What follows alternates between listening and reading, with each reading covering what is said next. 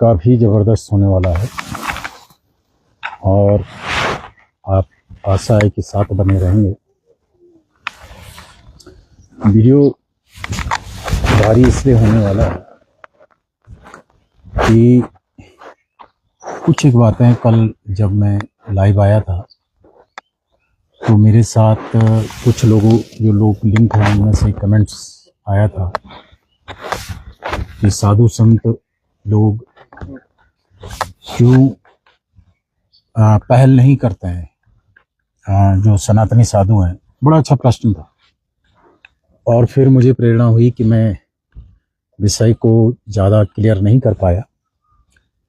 आज का वीडियो जो व्यक्ति सुनेगा आखिरी तक, उसको एक ऐसी दिशा मिलने वाली है और इस दिशा को अगर सनातनी समाज प्राप्त कर लेता है तो आप ये समझ लीजिए कि चमत्कार होने वाला है। अब कैसे ये होगा, तो आइए फिर से लौटते हैं विषय पे। दुनिया में पावर गेन करना और पावर पे स्थापित होना, ये मानव मात्र की इच्छा है। सच्चित और आनंद स्वरूप जो है, इसमें जो आनंद वाला जो रूप है, आनंद वाली जो स्थिति है, उस स्थिति को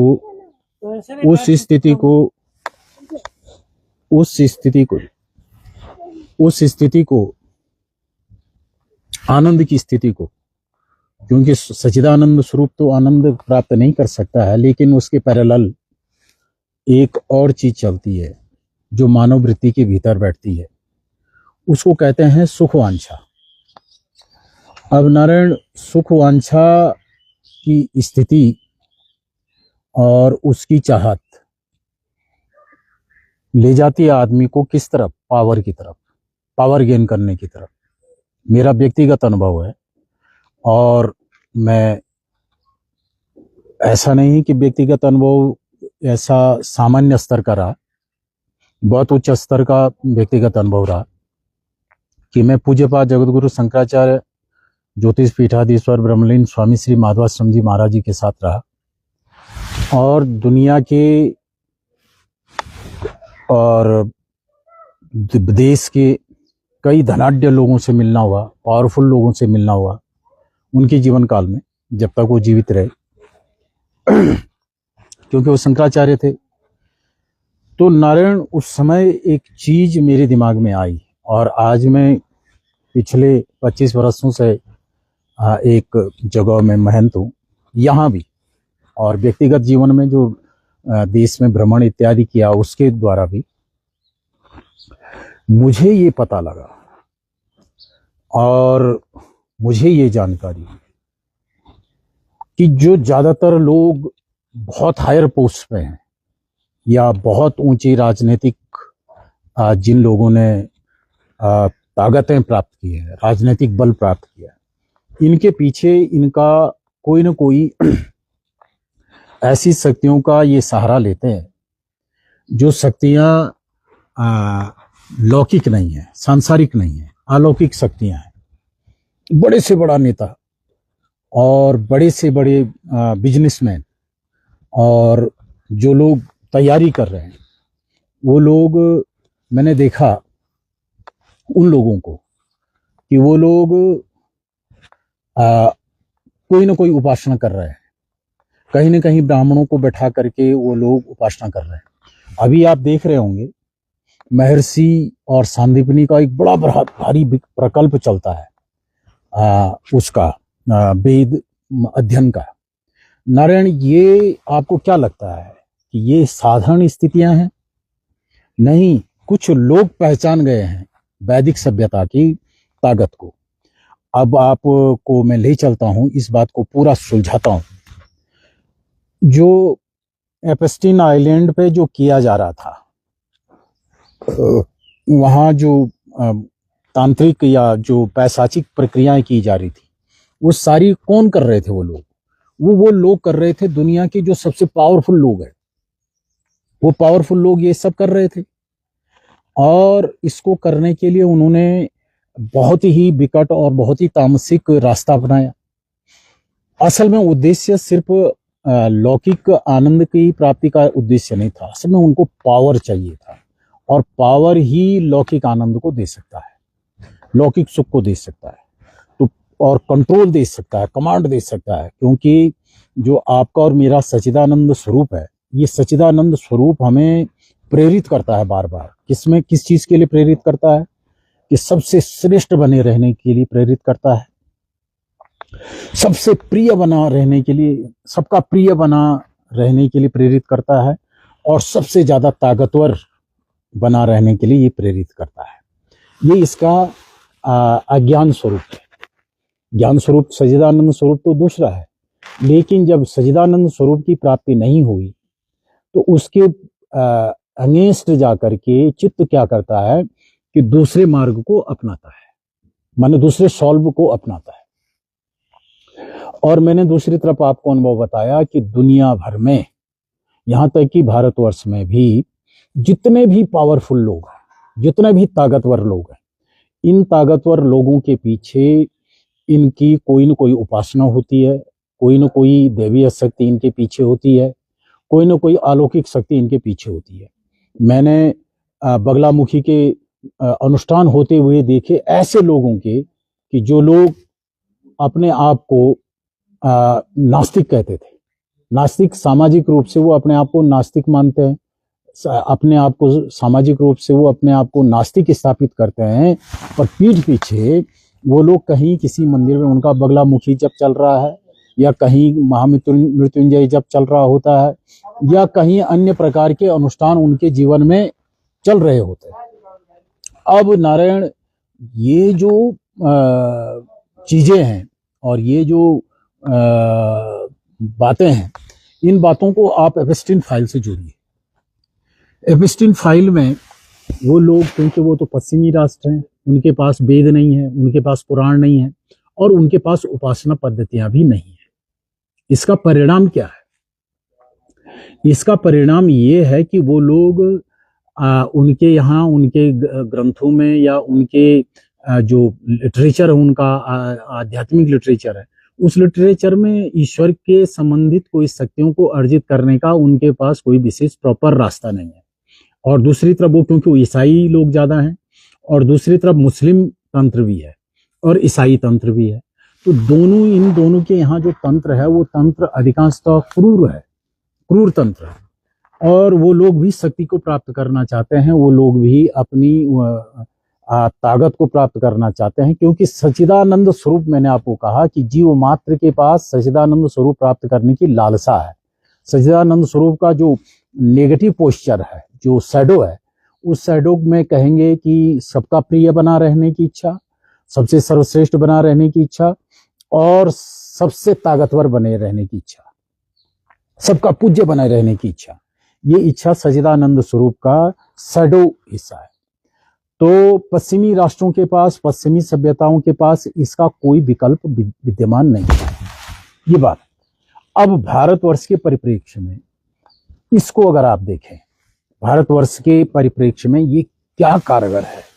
मैंने आप पहले भी बता रहा हूं मैं कि मैंने अनुभव किया कि कई लोग हैं, बहुत बड़े, या कोई डीएम है, या कोई सचिव है, या कोई बड़े भारी मुख्यमंत्री हैं, या कोई प्रधानमंत्री हैं, या कोई केंद्रीय मंत्री हैं, या कोई बड़े भारी बिजनेसमैन हैं। मैंने ये शंकराचार्य जी के साथ ये देखा।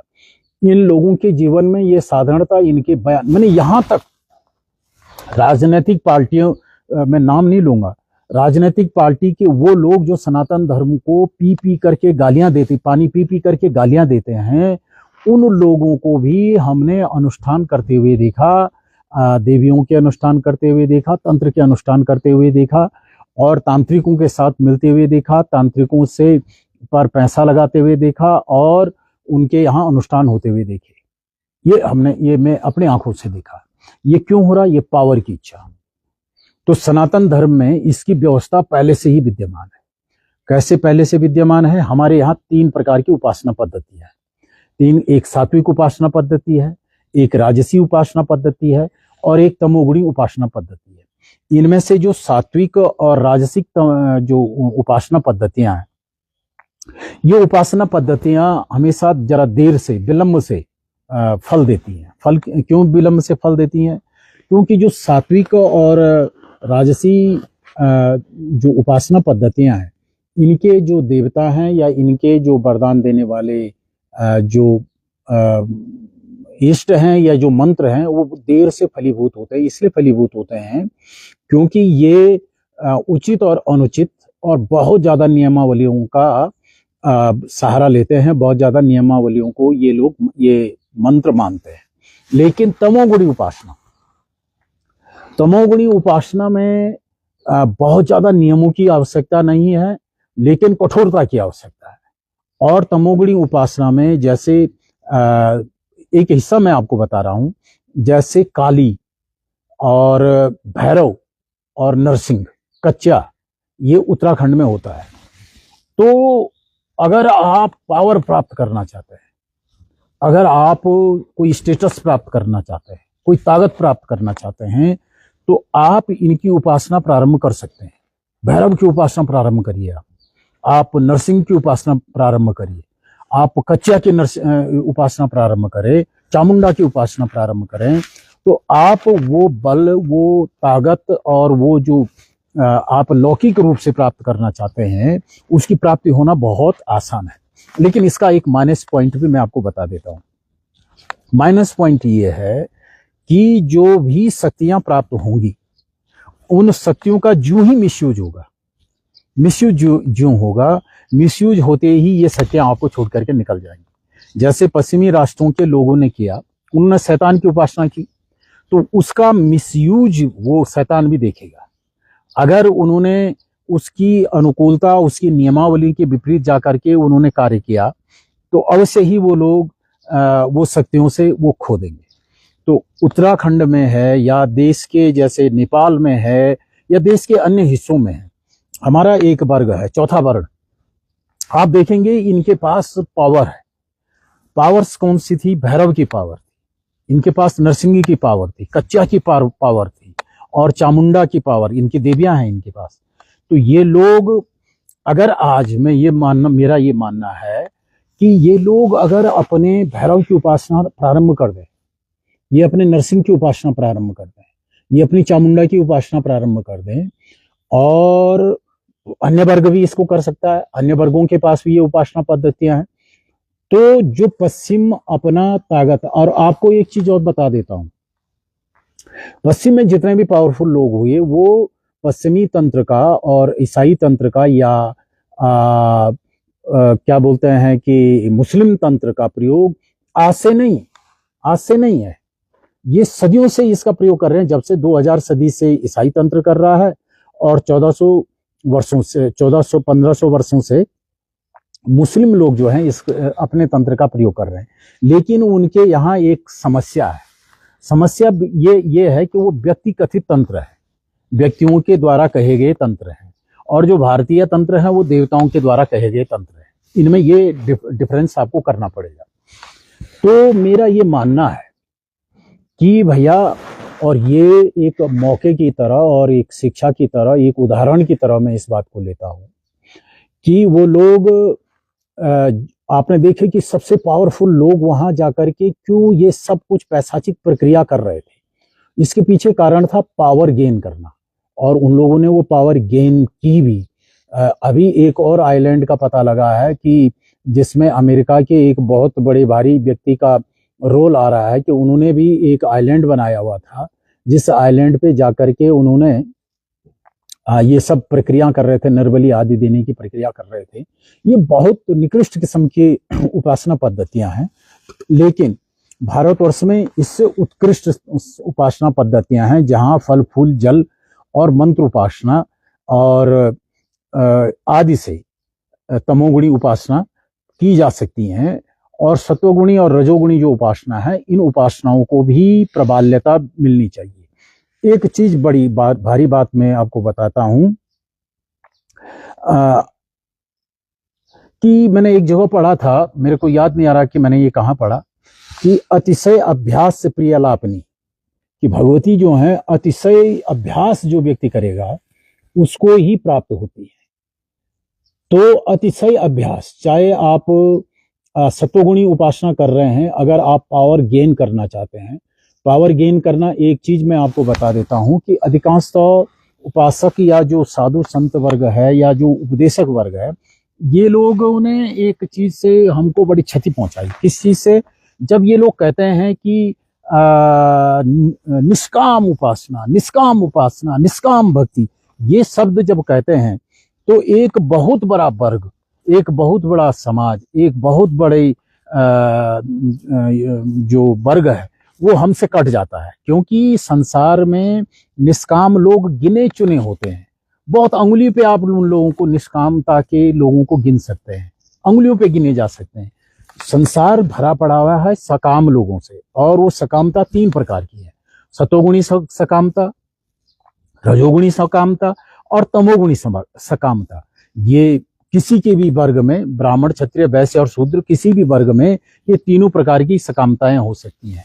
जैसे जो पश्चिम से आए हुए भारतवर्ष में जो मतांतर है, इनमें सत्वगुणी सकामता नहीं होती है और रजोगुणी सकामता इनके अंदर नहीं होती, इनके अंदर तमोगुणी ही सकामता होती है। क्योंकि इनका जो लिटरेचर है, इनका जो इनको जो समझाया गया है और इनकी जो पॉलिसीज हैं, ये है राज करने वाली पॉलिसी। इनके जो फाउंडर लोग थे, उन्होंने राज करना, माने यह लौकिक, माने संसार पे राज करने की प्रक्रिया को ये लोग ज्यादा बल देते रहे। ठीक है, लेकिन जो भारतीय परंपरा है, भारतीय परंपरा लौकिक राज करने को भी मान्यता देता है, पारलौकिकता को ज्यादा बढ़ावा देता है। और वर्तमान में सिर्फ एक चीज की जरा हमारे साधु संतों से भी, हमारे उपदेशकों से भी और ब्राह्मण वर्ग से बड़ी भारी कुछ भूलें हुई हैं। वो लोग बहुत ज्यादा ऊंचे स्तर पे चले गए, जो लोग निष्कामता को बहुत प्रमोट करते थे, वो ऊंचे उठ गए और उनका ज्यादा सुने जाने लगा। लेकिन उसका परिणाम क्या हुआ कि लोग निष्कामता का ढोंग बहुत करते हैं, निष्काम होने का ढोंग बहुत करते हैं। साधु संत के पास आप जाते हैं तो असल में आप निष्काम नहीं होते हैं, क्योंकि आपके भीतर ठूस ठूस करके सकामता भरी पड़ी हुई है, और जो सामने बैठे जिनसे आप आशीर्वाद लेने जा रहे हैं, वो आपको निष्कामता का उपदेश कर रहे हैं। तो परिणाम क्या होता है? क्लेश हो जाता है। दो ऐसी मनोवृत्तियां आपस में टकरा जाती हैं, जिन मनोवृत्तियों का आपस में कोई मेल नहीं है। निष्कामता और सकामता का आपस में कोई मेल नहीं है। परिणाम क्या है कि उनके द्वारा कथित उपदेश को आप ले लेते हैं, आप उनके द्वारा कथित मंत्रों का जाप भी शुरू कर देते हैं, उनको गुरु भी बना लेते हैं, लेकिन आपके भीतर बैठी हुई सकामता हमेशा आपको हिट करती है। तभी जब शिकायत आती है कि जी मन नहीं लग रहा है, या मेरा ध्यान नहीं हो रहा है, या मेरे से जब ठीक से नहीं हो रहा है, या मेरे ये नियम पालन मेरे से नहीं हो रहा है, ये जो बहाने हैं, ये बहाने वास्तव में आपको क्या लगता है ये क्रिएट होता है कैसे? कि जब सकामता और निष्कामता आपस में टकराती है। दुनिया का एक कठोर सत्य है कि 99.9 जो है व्यक्ति जो है सकाम है, 0.01% लोग ही निष्काम व्यक्ति हैं। अब आप इतनी बड़ी लार्ज अमाउंट को निष्कामता का उपदेश दे रहे हैं, तो आपका उपदेश निरर्थक क्यों गया? आपकी उपासना पद्धतियों पे, आपकी साधना पद्धतियों पे ये जो बुरा प्रभाव पड़ा, इस बुरे प्रभाव को समझना पड़ेगा कि बुरा प्रभाव इसलिए पड़ा क्योंकि हमने निष्कामता का उपदेश संसार को दिया, और ये निष्कामता का उपदेश हमारे लिए भारी पड़ गया। परिणाम क्या हुआ कि हम जाति व्यवस्था नहीं बचा पाए, परिणाम ये हुआ कि हम गोत्र व्यवस्था नहीं बचा पाए, परिणाम ये हुआ कि हम संस्कारों की व्यवस्था को नहीं बचा पाए। क्यों नहीं बचा पाए?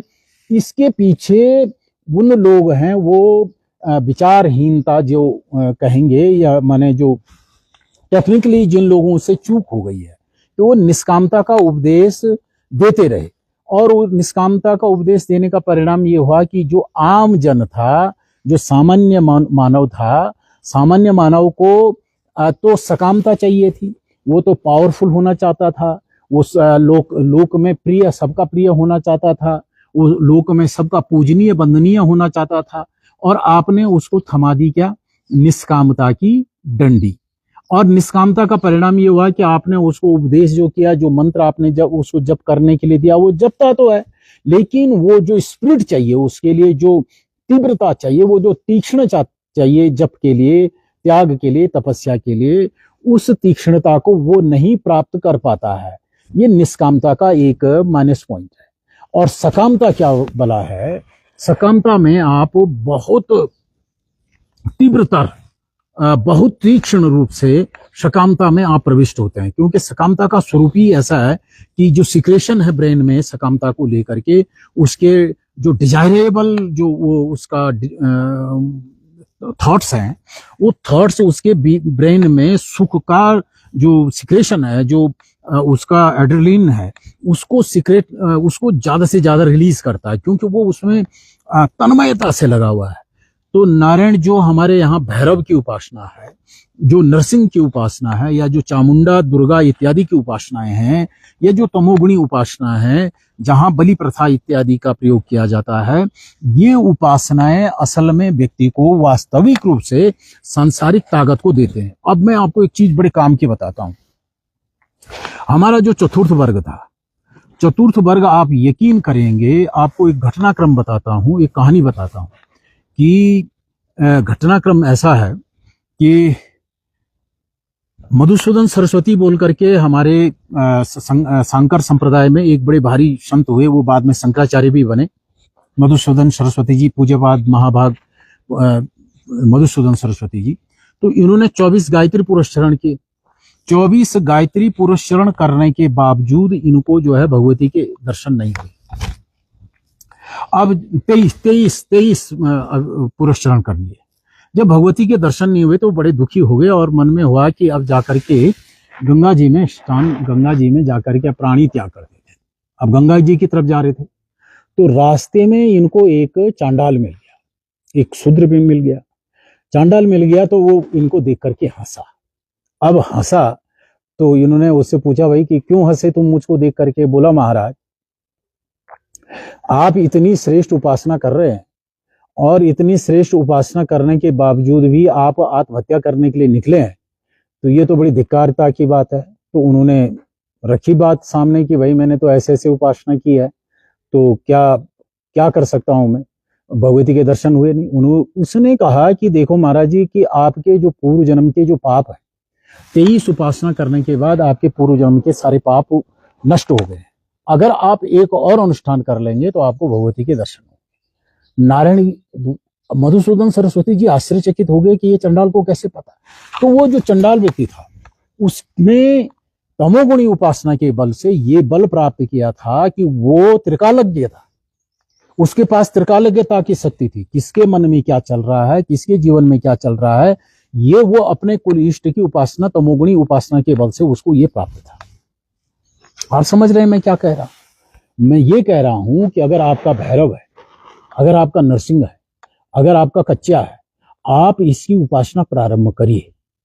और लोक में जो ये अभिवांछा है कि आप पावरफुल हो, आप सर्ववंद्य हो, और मौका भी है इस समय, लोकतांत्रिक रूप से मौका भी है, जो कोई भी किसी भी वर्ग का है, चाहे ब्राह्मण है, चाहे क्षत्रिय है, चाहे वैश्य है, चाहे शूद्र है, इनके जो कुल इष्ट हैं, इसमें जो उपासना पद्धतियां हैं, उन उपासना पद्धतियों को अगर आप अपना लेते हैं और उस उपासना पद्धतियों पे आप दृढ़तर होकर के चल पड़ते हैं, दिशा निर्देशन चाहिए। तो समाज में बहुत सारे संत बैठे हुए हैं, बहुत सारे लोग बैठे हुए हैं, जो लोग इन विधियों को जानते हैं, इस विधा को जानते हैं। आप उस विधा का अवलंबन कर सकते हैं, आप उस विधा को प्राप्त कर सकते हैं। तो नारायण, आज के लिए मैं इतना ही कहूंगा। कल आज शाम को मैं हो सकता है कि पुनः इस विषय पे लाइव आऊं, क्योंकि इस समय बहुत सारे लोग नहीं जुड़ पाए हैं। फिर भी शाम को मैं इस विषय पे फिर से लाइव आने वाला हूं। तो ये बात समझ लीजिए कि लौकिक ताकत को प्राप्त करना है तो ये मानवीय स्तर पे ही संभव नहीं है। लौकिक ताकत को प्राप्त करने के लिए अलौकिक शक्तियों का साथ होना जरूरी है। और दुनिया में इस समय जितने भी ताकतवर लोग, यहाँ तक कि भारतवर्ष में भी जितने ताकतवर लोग हैं, ये ताकतवर लोग कोई ना कोई उपासना, कोई ना कोई मंत्र का जाप ये अवश्य कर रहे होते हैं, कोई ना कोई तंत्र का प्रयोग ये अवश्य कर रहे होते हैं, कोई ना कोई कहीं ना कहीं इनके यहाँ ब्राह्मणों को बैठा करके जप करवाया जा रहा होता है। और कुछ ऐसे लोग हैं जो स्वयं कर रहे हैं। मैंने यहाँ तक देखा कि जो लोग हिंदू देवी देवताओं को गाली देते हैं, और जो लोग हिंदू आस्था को गाली देते हैं, हिंदुओं को माने ब्राह्मणों को गाली देते हैं, वो लोग भी जा करके या तो मुस्लिम तंत्र का प्रयोग कर रहे होते हैं या ईसाई तंत्र का प्रयोग कर रहे होते हैं। वो मुस्लिम उलेमाओं से या मुस्लिम जो तंत्र के जानकार लोग हैं वो मुस्लिम तंत्र का प्रयोग कर रहे होते हैं या ईसाई तंत्र का प्रयोग कर रहे होते हैं। ईसाई जो उपासना पद्धति में जो तांत्रिक प्रक्रिया है उनका प्रयोग कर रहे होते हैं या मुस्लिम तांत्रिकता का प्रयोग कर रहे होते हैं। वो बशर्ते हिंदुओं को गाली दे रहे होते हैं। और हिंदू कितना अभागा है कि उसके पास सब कुछ होते हुए पर भी वो भ्रम में पड़ जाता है कि उसके पास कुछ नहीं है। पश्चिम ने इतनी ताकत कैसे प्राप्त कर ली, चाइना ने इतनी ताकत कैसे प्राप्त कर ली, रसिया ने इतनी बड़ी ताकत कैसे प्राप्त करी। कभी आप जाकर के इनके पीछे जाकर के आप जो हिडन वर्ग है, जो छुपा हुआ सीक्रेट वर्ल्ड है, उस वर्ल्ड में आप देखेंगे कि तंत्र का प्रयोग, तांत्रिकता का प्रयोग आज भी वैसा का वैसा है जैसे सतयुग में था, जैसे द्वापर में था, जैसे त्रेता में था।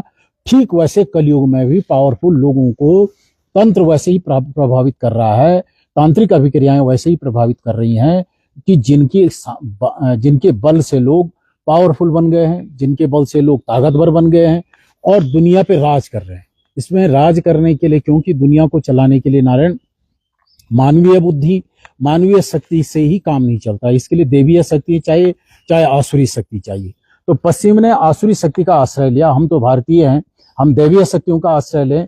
तो जिन भी लोगों का भैरव या नरसिंह, कच्छा या चामुंडा आदि उपासना पद्धतियां हैं, तो नारायण मैंने आपको कहा कि इसके जानकार लोग हैं और आपकी कुल परंपरा से प्राप्त अगर ये है। हाँ, एक चीज का सावधानी रखनी है, अगर आप तमोगुणी उपासना कर रहे हैं, अगर आप तमोगुणी उपासना कर रहे हैं तो आप रजोगुणी और सतोगुणी के यहां नहीं जाएंगे। उससे क्या होगा, क्लेश होगा। सतोगुण और रजोगुण आपस में स्पार्क करते हैं और ब्लास्ट करते हैं। अगर आप सतोगुणी उपासक हैं तो आप रजोगुणी और तमोगुणी उपासकों के यहां नहीं जाएंगे, उन देवताओं के पास नहीं जाएंगे। क्यों? ये आपस में क्लेश करते हैं। अगर आप रजोगुणी हैं, रजोगुणी उपासना कर रहे हैं, आप सतोगुणी के यहाँ तो जा सकते हैं, लेकिन तमोगुणी के यहाँ जाकर के आपकी उपासना ढल जाएगी, समाप्त हो जाएगी। अगर आप तमोगुणी उपासना कर रहे हैं और आप सतोगुणी देवता के यहाँ चले गए तो आपकी उपासना जो आपने किया है वो फ्यूज हो जाएगा, वो रिड्यूज हो जाएगा। इस बात की सावधानी रखें। मैं इस विषय पे हो सकता है शाम को भी, शाम को करीब 9 बजे के करीब में इस पे हो सकता है व्यस्तता न रही, अगर मेरा जब इत्यादि पूरा हो जाए जल्दी, तो 9 बजे आज शाम को मैं फिर इस विषय पे लाइव आऊंगा। हो सकता है यही विषय सब्जेक्ट को मैं पुनः रिपीट करूं। हर हर महादेव।